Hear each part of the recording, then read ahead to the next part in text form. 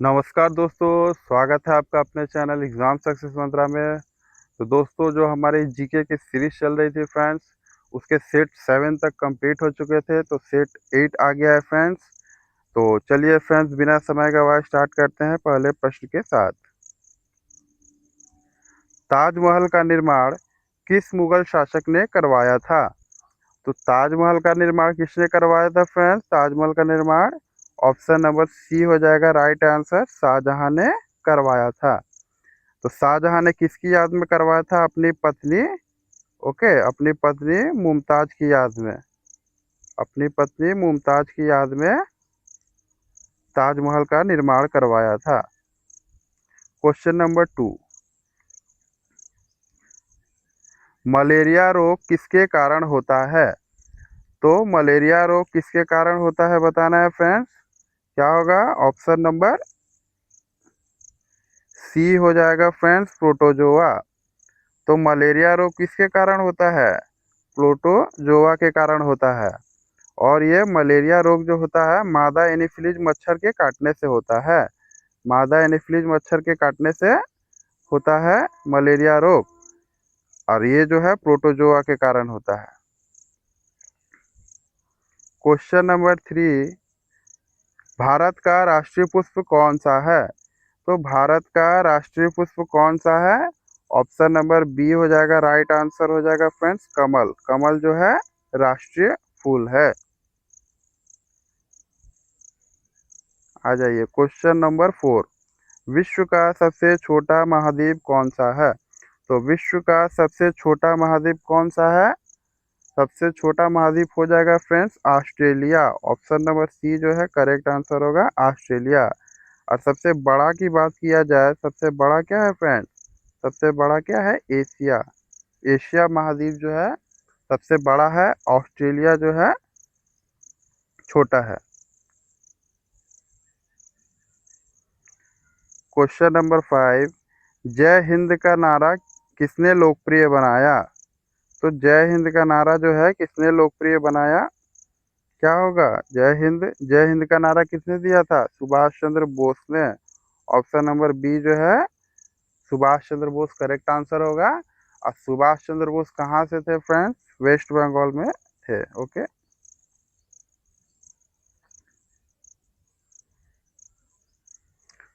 प्रकाश की गति लगभग कितनी होती है? बताना है दोस्तों, प्रकाश की गति कितनी होती है? क्या होगा? 3 लाख किलोमीटर पर सेकेंड। ऑप्शन नंबर ए जो है करेक्ट आंसर होगा, 3 लाख किलोमीटर पर सेकेंड, या 3 × 10⁸ मीटर पर सेकेंड। ओके, एग्जाम में देखिए ये भी क्वेश्चन, ये भी ऑप्शन आ सकता है, और दोनों ऑप्शन में से जो रहेगा वही मारिएगा। प्रकाश की गति लगभग कितनी होती है? तो 3 लाख किलोमीटर पर सेकेंड, या 3 × 10⁸ मीटर पर सेकेंड। चलिए आ जाइए। भारत का पहला नोबेल पुरस्कार किसे मिला था? तो भारत का पहला नोबेल पुरस्कार किसे मिला था? तो पहले नोबेल पुरस्कार विजेता कौन है? Rabindranath Thakur ji. Option number B जो है करेक्ट आंसर होगा। और कब मिला था फ्रेंड्स इन्हें नोबेल पुरस्कार? 1913 ईस्वी में मिला था। साहित्य के क्षेत्र में मिला था, गीतांजलि के लिए। ओके, साहित्य के क्षेत्र में मिला था और गीतांजलि के लिए मिला था। ठीक है, रविन्द्रनाथ टैगोर जी को 1913 ईस्वी में साहित्य के क्षेत्र में गीतांजलि के लिए पहला नोबेल पुरस्कार मिला।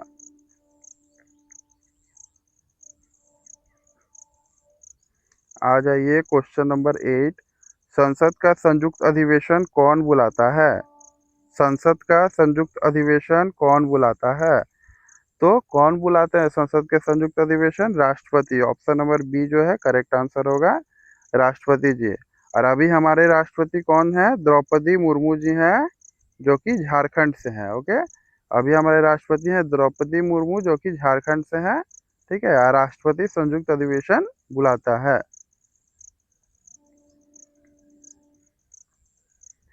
भारत की पहली महिला राज्यपाल कौन है?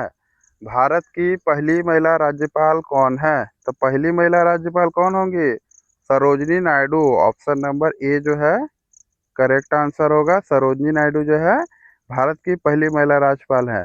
ठीक है, इन्हें क्या कहा जाता है? इन्हें कहा जाता है भारत कोकिला भी कहा जाता है। ओके, इन्हें भारत कोकिला भी कहा जाता है सरोजनी नायडू जी को। ठीक है, इंदिरा गांधी कौन थी? बात करें इंदिरा गांधी तो हमारी पहली पीएम थी, पहली प्राइम मिनिस्टर थी महिला में।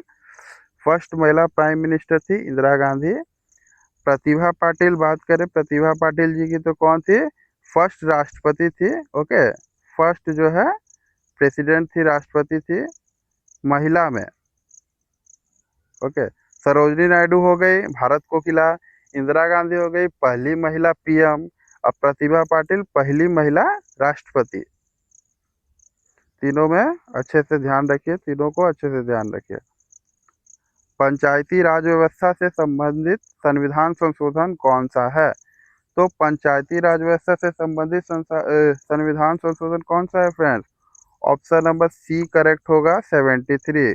73 जो है पंचायती राज व्यवस्था से संबंधित है। क्वेश्चन नंबर 11, रक्तचाप मापने का यंत्र को क्या कहते हैं? तो रक्तचाप मापने के यंत्र को क्या कहते हैं? ऑप्शन नंबर बी हो जाएगा राइट आंसर, स्फिग्नोमैनोमीटर। रक्तचाप मापने का यंत्र क्या कहलाता है? स्फिग्नोमैनोमीटर। बात करें थर्मामीटर की तो थर्मामीटर से क्या मापते हैं फ्रेंड्स? हम लोग तापमान मापते हैं। ओके, तापमान के लिए पैमाना है थर्मामीटर। बैरोमीटर से क्या मापते हैं? बैरोमीटर से मापते हैं वायुमंडलीय दाब। बैरोमीटर से क्या मापते हैं? वायुमंडलीय दाब। लैक्टोमीटर से क्या मापते हैं? दूध, दूध की शुद्धता।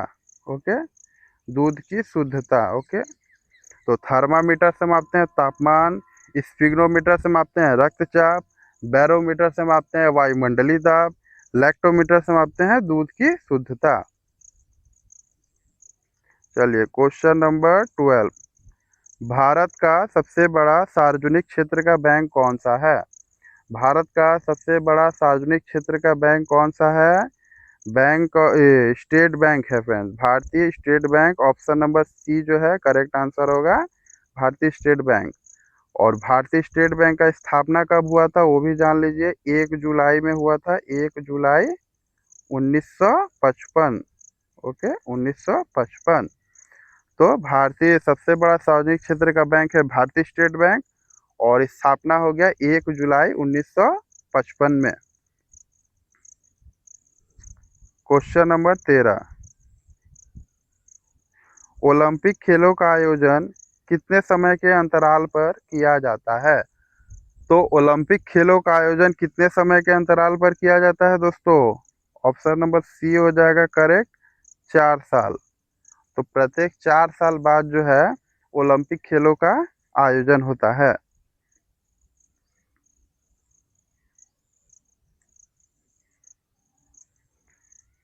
क्वेश्चन नंबर 14, कंप्यूटर की अस्थायी स्मृति क्या कहलाती है? तो कंप्यूटर की अस्थायी स्मृति जो परमानेंट मेमोरी है, परमानेंट मेमोरी जो है, परमानेंट मेमोरी क्या कहलाती है? परमानेंट मेमोरी क्या कहलाती है? रोम कहलाती है। रोम का फुल फॉर्म क्या है? Read only memory. Okay, read only, आप लोग याद रखिए, रीड ओनली मेमोरी। कंप्यूटर का परमानेंट मेमोरी हो गया क्या? रोम हो गया। रोम का फुल फॉर्म भी आता है रीड ओनली मेमोरी। रैम का भी आप लोग लिख लीजिए, रैंडम एक्सेस मेमोरी। ठीक है, रैम का हो जाएगा रैंडम एक्सेस मेमोरी, और रोम का हो गया read only memory. Question number 15, Meghdoot के रचयिता कौन है? तो मेघदूत के रचयिता कौन है फ्रेंड्स? कालिदास जी हैं, option number A correct answer होगा। ठीक है, बात करें अभिज्ञान शकुंतला के रचयिता कौन है? तो वो भी कालिदास जी होगा। तो मेघदूत के रचयिता हो गए कालिदास। अभिज्ञान शकुंतला के पूछा जाए तो वो भी हो जाएगा कालिदास। ठीक है, अगर पूछा जाए रामचरितमानस तो हो जाएगा तुलसीदास। रामचरितमानस अगर पूछा जाए तो हो जाएंगे तुलसीदास जी। और ये हो गए कालिदास, मेघदूत, अभिज्ञान शकुंतला, ये सब जो इम्पोर्टेंट है, वो जान के रखिए। क्वेश्चन नंबर 16, भारत का पहला जैवमंडल आरक्षित क्षेत्र कौन सा है? भारत का पहला जैवमंडल आरक्षित क्षेत्र कौन सा है? तो कौन सा हो गया फ्रेंड्स पहला जैवमंडल आरक्षित क्षेत्र? बी हो जाएगा राइट आंसर, नीलगिरी। नीलगिरी जो है भारत का पहला जैवमंडल आरक्षित क्षेत्र है। इसका स्थापना पूछा जाता है फ्रेंड्स, कब हुआ स्थापना? 1986 में। ओके, तो नीलगिरी की स्थापना हुआ 1986 में। सुंदरबन कहाँ है? तो भारत और बांग्लादेश के बॉर्डर पे है। ठीक है। क्वेश्चन नंबर 17, भारत का राष्ट्रीय आदर्श वाक्य क्या है? तो भारत का राष्ट्रीय आदर्श वाक्य क्या है फ्रेंड्स? सत्यमेव जयते। Option number C correct answer होगा। और कभी कभी क्वेश्चन पूछा जाता है एग्जाम में, सत्यमेव जयते किस उपनिषद से लिया गया है? तो किस उपनिषद से लिया गया है फ्रेंड्स? मुंडक उपनिषद। ओके, ये याद रखिए, सत्यमेव जयते लिया गया है मुंडक उपनिषद से। और राष्ट्रीय आदर्श वाक्य है हमारा सत्यमेव जयते। क्वेश्चन नंबर 18, भारत का प्रथम गवर्नर जनरल कौन थे? तो भारत के प्रथम गवर्नर जनरल कौन थे? प्रथम गवर्नर जनरल क्या हो जाएंगे? Lord Mountbatten. Option number A correct answer होगा, लॉर्ड माउंटबेटन। अब प्रथम भारतीय गवर्नर जनरल पूछ देंगे फ्रेंड्स, ये तो भारत के प्रथम गवर्नर जनरल हो गए। अब प्रथम भारतीय गवर्नर जनरल पूछ देंगे तो सी राजगोपालाचारी, सी राजगोपालाचारी। ओके, तो प्रथम गवर्नर जनरल हो गए लॉर्ड माउंटबेटन, और भारतीय में गवर्नर जनरल पूछ देंगे तो सी राज गोपालाचारी। तो दोनों में अच्छे से, दोनों के अंतर को अच्छे से समझिए। भारत के प्रथम भारतीय गवर्नर जनरल कौन थे? देखिए फिर वही क्वेश्चन आ गया, भारत के प्रथम भारतीय गवर्नर जनरल कौन थे? तो क्या हो जाएगा? बी हो जाएगा, सी राजगोपालाचारी है। ठीक है, भारत के प्रथम भारतीय गवर्नर जनरल थे। राजेंद्र प्रसाद कौन थे फ्रेंड्स? हमारे क्या थे? फर्स्ट जो है, फर्स्ट राष्ट्रपति थे। फर्स्ट राष्ट्रपति डॉक्टर राजेंद्र प्रसाद। जवाहरलाल नेहरू कौन थे? हमारे फर्स्ट पीएम थे, first prime minister, Pandit Jawaharlal Nehru ji. Rajendra Prasad ji first ये थे, राष्ट्रपति थे। और जवाहरलाल नेहरू जी थे फर्स्ट पीएम, प्रधानमंत्री। क्वेश्चन नंबर 20, भारतीय संविधान में मौलिक कर्तव्य किस संविधान संशोधन द्वारा जोड़े गए थे? तो भारतीय संविधान में मौलिक कर्तव्य किस संविधान संशोधन द्वारा जोड़े गए थे? ऑप्शन नंबर ए जो हो गया हो जाएगा 42वां संविधान संशोधन, राइट आंसर हो गया। 42वां संविधान संशोधन द्वारा जो मौलिक कर्तव्य जोड़े गए थे। क्वेश्चन नंबर 21, भारत का सबसे बड़ा रेगिस्तान कौन सा है? तो भारत का सबसे बड़ा रेगिस्तान बताना है फ्रेंड्स। भारत का सबसे बड़ा रेगिस्तान क्या हो जाएगा? थार मरुस्थल हो जाएगा। ऑप्शन नंबर सी जो है करेक्ट आंसर होगा। और थार मरुस्थल कहाँ है? थार मरुस्थल है राजस्थान में। ओके, थार मरुस्थल कहाँ है? राजस्थान में। गोबी मरुस्थल कहाँ है? गोबी मरुस्थल है एशिया में। ठीक है, बात करें सहारा मरुस्थल की तो ये कहाँ हो गया फ्रेंड्स? ये हो गया आपका अफ्रीका में। ओके, ये हो गया कहाँ? अफ्रीका में। कालाहारी भी है अफ्रीका में। कालाहारी भी कहाँ है? अफ्रीका में है। तो गोबी मरुस्थल हो गया एशिया, सहारा मरुस्थल हो गया अफ्रीका, थार मरुस्थल जो कि भारत में है सबसे बड़ा रेगिस्तान राजस्थान में है, और कालाहारी मरुस्थल भी हो गया आपका अफ्रीका। क्वेश्चन नंबर 22, मानव शरीर की सबसे बड़ी कोशिका कौन सी है? तो मानव शरीर की सबसे बड़ी कोशिका बताना है, क्या हो जाएगा? अंडाणु हो जाएगा। ठीक है, अंडाणु हो जाएगा। ऑप्शन नंबर बी जो है करेक्ट आंसर होगा, सबसे बड़ी कोशिका हो गई अंडाणु।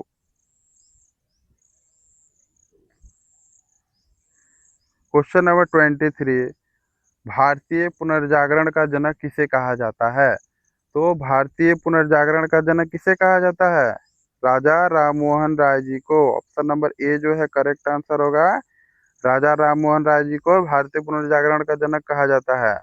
ठीक है। अब ब्रह्म समाज की स्थापना किसने की थी? बात करें ब्रह्म समाज तो वो भी राजा राम मोहन राय जी ही हैं। ओके, ब्रह्म समाज की स्थापना भी किसने की थी? राजा राम मोहन राय। एग्जाम में आता है। और कब की थी फ्रेंड्स? तो 1828 ईस्वी में। ओके, 1828 ईस्वी में ब्रह्म समाज की स्थापना राजा राम मोहन राय ने की थी। भारतीय पुनर्जागरण का जनक किसे कहा जाता है? तो राजा राम मोहन राय को कहा जाता है। तो दोस्तों, वीडियो में आगे बढ़ने से पहले आप लोग से एक रिक्वेस्ट है फ्रेंड्स, अभी तक हमारे चैनल को सब्सक्राइब नहीं किए हैं तो कृपया सब्सक्राइब कर ले एग्जाम सक्सेस मंत्रा को। इससे हम लोग को मोटिवेशन मिलता है। और कमेंट करके ज़रूर बताएं ये वीडियो कैसी लगी आपको। ठीक है, लाइक भी ज़रूर करें।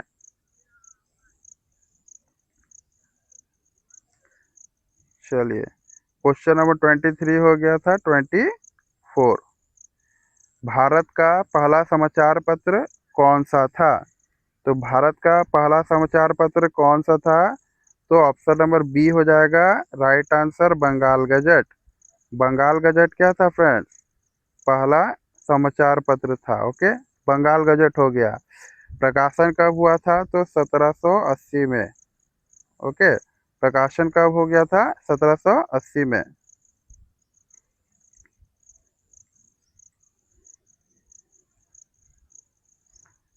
चलिए, क्वेश्चन नंबर 25, रक्त का थक्का बनने में कौन सी कोशिकाएं सहायता करती है? तो रक्त का थक्का बनने में कौन सी कोशिकाएं सहायता करती हैं? ऑप्शन नंबर क्या होगा? बी हो जाएगा, प्लेटलेट्स जो है रक्त का थक्का बनने में सहायता करती है। और इसका एक और नाम क्या है फ्रेंड्स? थ्रोम्बोसाइट। ठीक है, थ्रोम्बो थ्रोम्बोसाइट्स। ओके, तो प्लेटलेट्स, थ्रोम्बोसाइट इनका नाम है।